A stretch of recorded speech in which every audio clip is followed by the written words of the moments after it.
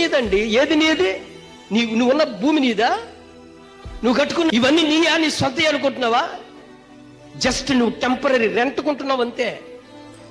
ఉన్న బాలంగా నువ్వు ఎంత అందమైన బిల్డింగ్ కట్టు, ఒకరోజు నేను బయట పెట్టేస్తారు ఆ ఇంట్లో నుంచి. చచ్చావా? చచ్చిన వెంటనే అరే ఇన్ని లక్షల రూపాయలు, ఇన్ని కోట్ల రూపాయలు ఎటు కట్టుకున్నాడు ఈ బంగ్లాని, అరే ఇలాంటి బయట పెట్టడం ఏంటని ఇంట్లో పెడతారా?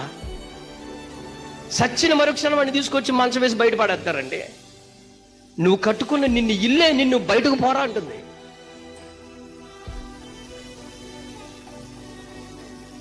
నువ్వు కొనుక్కున్న కొన్ని లక్షల రూపాయల కారు కూడా నిన్నేం చేస్తుందో తెలుసా? ఒక రోజు అది శుభ్రంగా ఉంటుంది, నువ్వే పోతావు దాన్ని వదిలేసి. నా పిల్లరా, శుభప్రదమైన నిరీక్షణ ప్రభు మనకిచ్చాడండి. శుభప్రదమైన నిరీక్షణ. ఈ నిరీక్షణ మీలో నిజంగా ఉందా?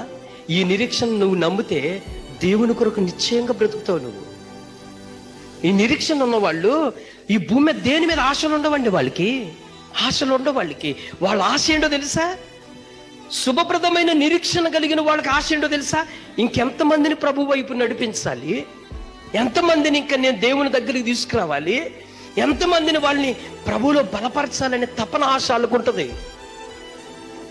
అది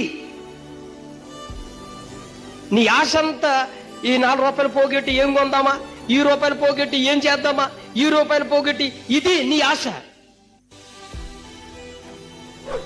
శుభప్రదమైన నిరీక్షణ కలిగిన వాడు దేవుని కొరకు ఖర్చు అయిపోతాడు.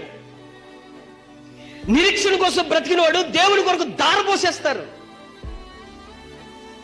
దేవుని కొరకు వాళ్ళ ప్రాణాన్ని, వాళ్ళ శరీరాన్ని, వాళ్ళ బలాన్ని, వాళ్ళ ధనాన్ని కూడా దేవుని కొరకు ఖర్చు అయిపోతారండి. అది నిరీక్షణ. అందుకే పరలోకంలో మీ ధనం కూర్చుకోండి ఎందుకు చెప్తున్నాడు ఆయన? పరలోకంలో కూర్చుకోండి అంటే ఏంటి? నువ్వు ఇంతకాలం ఇక్కడ గొడ్డుల సాగరే చేసి నువ్వు సంపాదించినంత వదిలేసి పోతావు. ఇది గుర్తుపెట్టుకు, ఇది వాస్తవం.